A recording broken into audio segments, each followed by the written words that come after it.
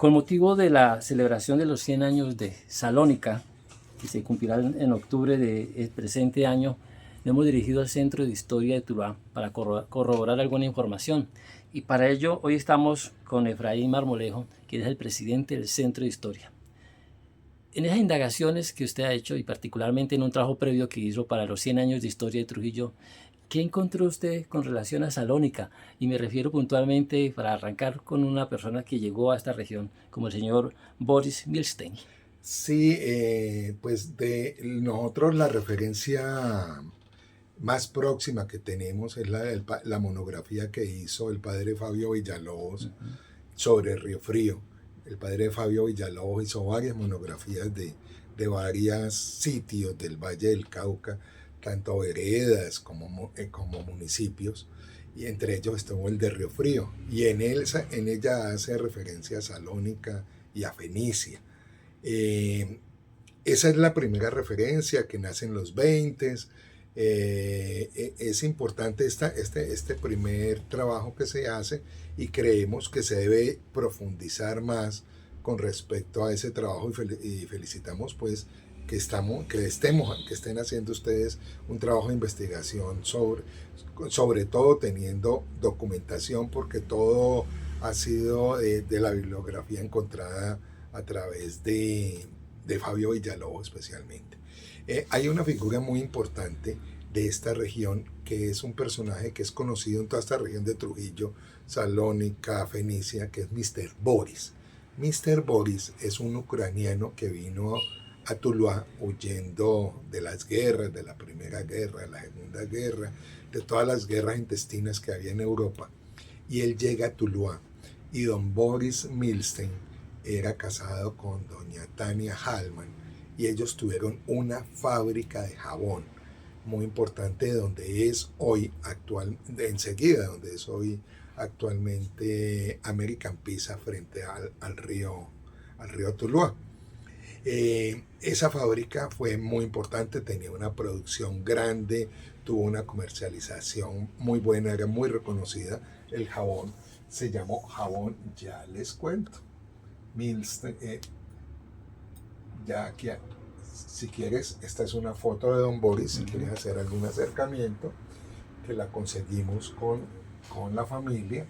Y hay una cosa muy interesante, aquí tenemos una propaganda del año 34 que dice: ganar dinero pueden todos los que consuman jabón mármol Boris, por su rendimiento, economía, blanquea la ropa y no pica los dedos. Cada pan lleva marca Boris. No se deje engañar y exija esta marca. Eso es una cosa interesante. Y nosotros vemos que ya para el año 37 hay un libro del Valle del Cauca de Porfirio Díaz del Castillo, donde dice que la fábrica de don Boris Milstein, que la fundó en 1929, en septiembre de 1929, produce mensualmente un promedio de jabón para 1000 cajas y está muy acreditado por su rendimiento y economía.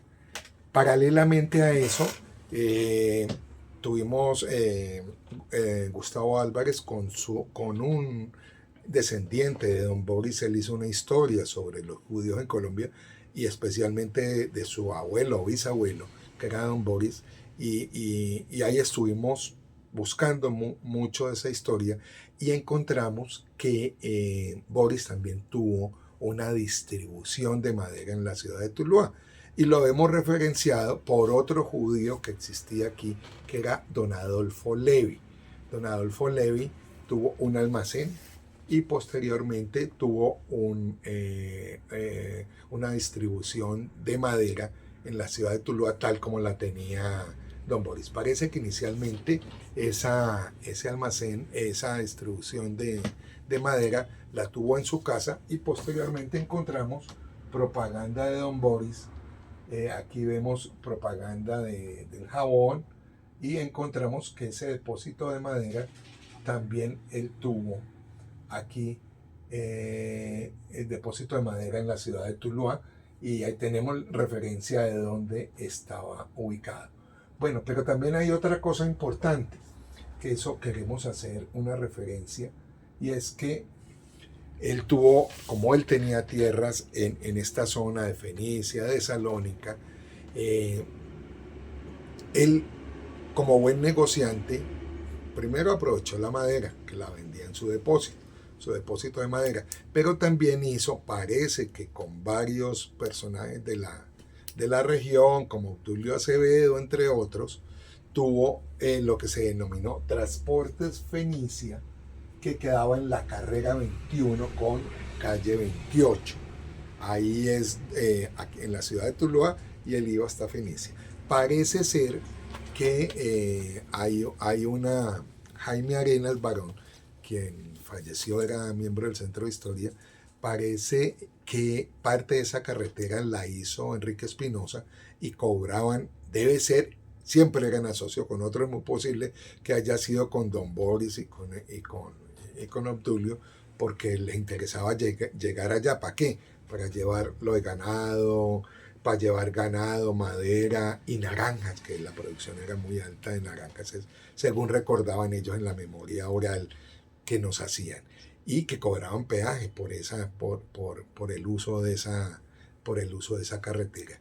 Definitivamente es muy importante empezar a ir a buscar tanto en la notaría primera de Tuluá como en la notaría de Río Frío todos los movimientos de tierra que pudo haber tenido don Boris para adquirir esas extensiones de tierra que él tuvo en las fincas en esa zona.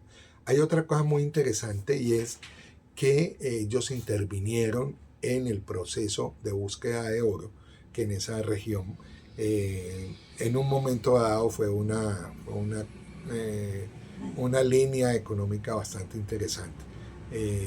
Don Boris después tuvo en esa historia violenta de la época de la violencia, después del asesinato de Gaitán, esta tierra en la que estuvo, pues, inclusive hasta el tío abuelo de Gustavo, Nemesio Rodríguez, que forma parte de esas primeras personas que habitaron esta región.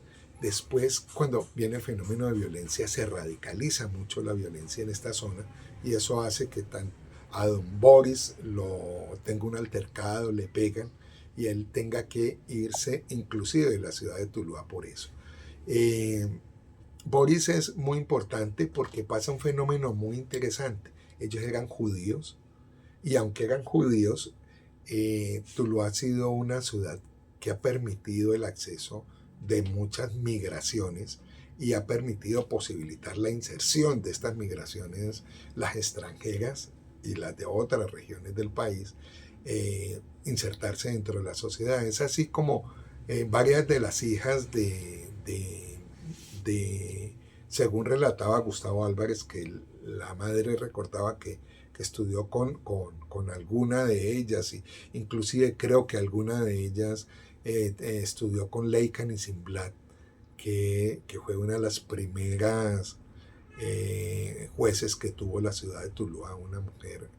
Después estuvo en Cali en el Tribunal Superior. Parece que estudiaron con ellas. Pero fíjense que a pesar de ser judías, las dejaron estudiar en el Colegio de las Madres, que el Colegio de las Madres, recuerden, fue fundado en 1920. Y a pesar de ser un colegio católico, permitió la formación de estas personas, y aunque no las obligaban a ir a clase de religión. Entonces, es muy importante recuerden que Tuluá del año 20 al año 40 da el paso de poblado a municipio. ¿Por qué? Porque nosotros no teníamos ni hospital, no teníamos sistema eléctrico, no teníamos acueducto, alcantarillado, servicios bancarios.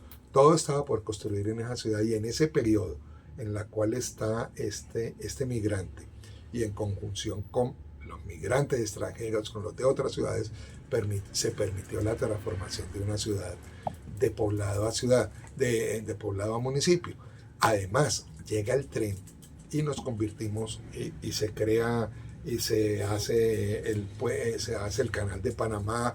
Buenaventura se posiciona como el puerto más importante de Colombia y obviamente Tuluá se vuelve una ciudad comercial muy importante en la cual tienen injerencia muy grande las migraciones como la del ucraniano Boris Mr. Boris Milstein. Exacto. El aporte que hace Boris Milstein a Río Frío es bien interesante. Por un lado, se habla, según las referencias bibliográficas, se hace propietario de un filón de oro en lo que antes se llamaba la Italia, que posteriormente convirtió en Salónica, y fue a su vez el promotor del transporte y de la economía con la empresa de transporte Fenicia. Fenicia, sí. Pero usted, que es un estudioso de la historia, ¿me puede explicar por qué razón un hombre con estas características, con esta capacidad de liderazgo político y social, por qué la historia lo borra, no se tiene en cuenta? Y lo pregunto en virtud de que en la figura o en el monumento del árbol donde reposa un hacha, no aparece él como fundador de Fenicia o como parte de los fundadores, perdón, del corregimiento de Salónica. Aparecen otros. Pero Mr. Boris es un mito en esa región. Mr. Boris, usted le pregunta a todos los antiguos de la región y dice, Mr. Boris es un personaje que está más asociado al oro que a la misma fundación de la ciudad. Yo no soy experto realmente en Salónica y en Fenicia, he trabajado algo de Trujillo, pero he oído comentarios acerca de Mr. Boris y realmente el tipo tuvo tierras, pero sobre todo el oro, y ya en el mito de la gente está Mr. Boris como uno de sus referentes. O sea, con motivo de estos 100 años de Salónica, la población está, digamos, que en esa obligación moral y ética de tenerlo en cuenta como parte de los fundadores. Claro, pero nosotros también estamos en la obligación de empezar a buscar la documentación, porque si él tuvo fincas, tuvo que haberlas comprado y vendido. Si él tuvo lo de transporte Fenicia, por lo menos ya lo encontramos, pero hay que buscar quiénes fueron sus socios, quiénes estuvieron en esa gesta. También tenemos la referencia de Jaime Arenas de la construcción de la carretera, que está Enrique Espinosa, que es el hermano, si no me equivoco, de don Leonardo Espinosa.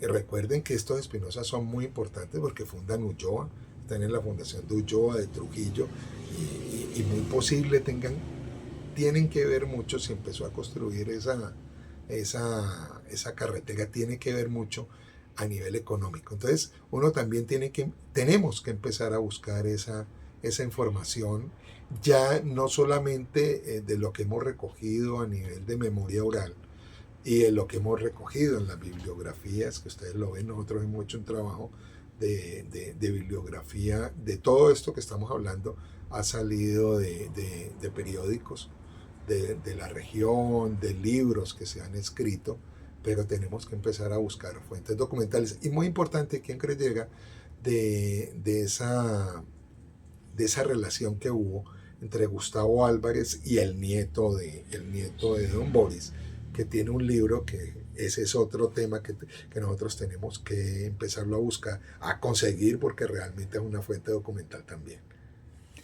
Dentro de esa investigación que usted hizo sobre los 100 años de Trujillo, ¿encontró también al señor Boris como parte del proceso Sí, histórico? claro, por eso lo encontramos cuando encontramos lo de Trujillo, que tenía grandes extensiones de tierra. Inclusive estuvimos en alguna ocasión yendo a la notaría de Río Frío.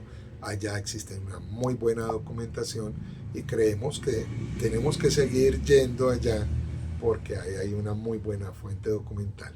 Para las personas que quieran hacer investigación, los archivos de la Notaría Primera están en el archivo histórico de Tuluá y allá están bien conservados, para que si están interesados en hacer investigación allá pueden tener un filón, y está la notaría. Es de recordar que esta mucha información de esta época debe reposar en Río Frío, porque Salónica y Fenicia pertenecieron a estos, en un momento dado pertenecieron a Río Frío, ¿cierto? Y y ahí debe haber alguna documentación. No tenemos en realidad de Riofrío la información que quisiera. No hay un libro No. robusto Ujú. sobre la historia de Riofrío, pero también estamos en deuda de buscar y apoyar a quien lo quiera hacer.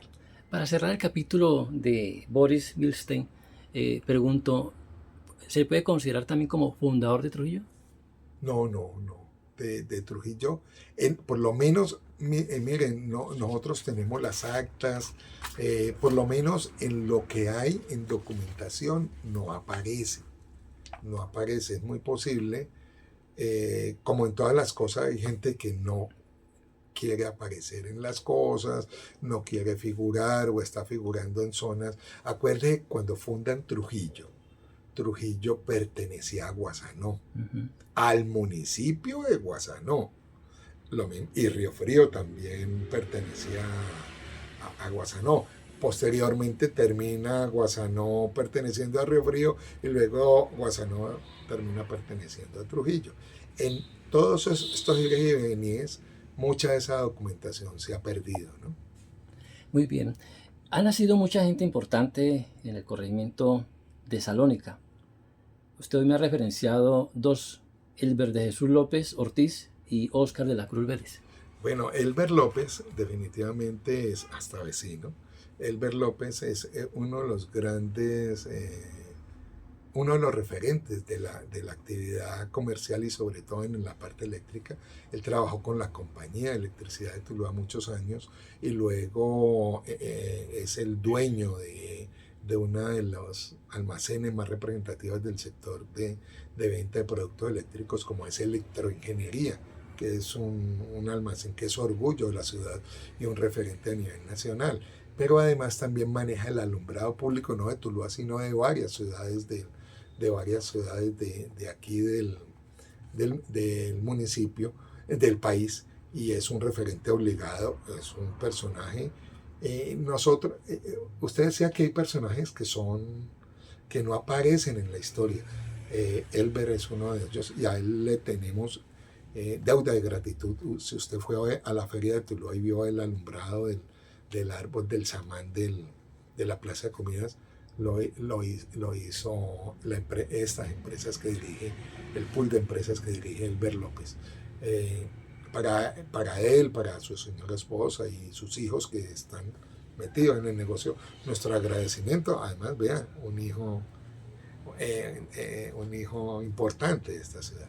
Y el otro personaje es una familia que estaba muy unida a la historia de Trujillo, como son los Vélez Tangarife.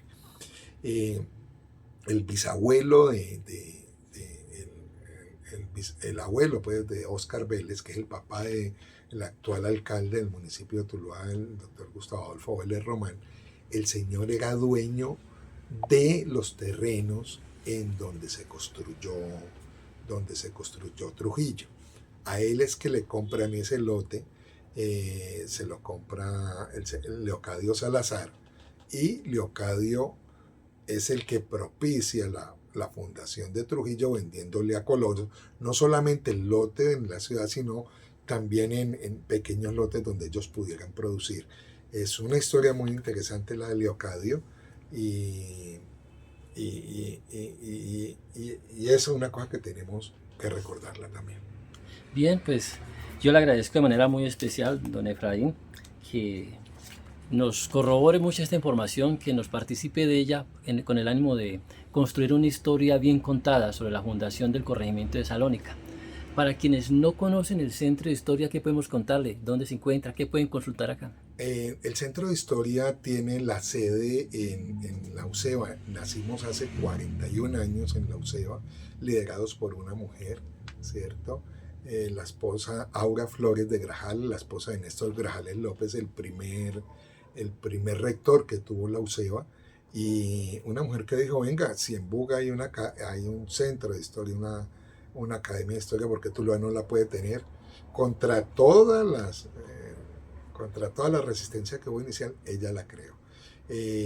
Nacimos en la UCEBA, allá tenemos nuestras colecciones, en este momento se hizo una reforma, estamos adecuándolas, pero allá el que necesite, tenemos de referente a Hugo Bolívar Hinojosa, que es el bibliotecario, y si ustedes necesitan saber algo de Tuluá, él es una persona que nos ha guiado a todos nosotros, y ponemos esas colecciones y el conocimiento a disposición de ustedes. Además, también queremos anunciarles que nosotros lideramos la creación de una agrupación que se llama Bacana.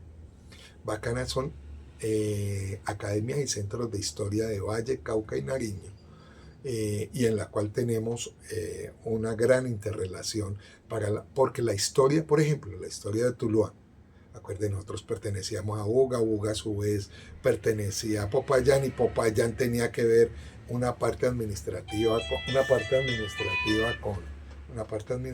con Quito y otra con Santa Fe. Así que nosotros tenemos esa relación con todos ellos y los invitamos a construir historia a partir de estas relaciones y del apoyo que les podamos brindar. Efraín Marmolejo, muchas gracias por esta oportunidad de conocer más de nuestra historia. No, a ustedes lo que necesiten por parte del Centro de Historia, con mucho gusto. Gracias.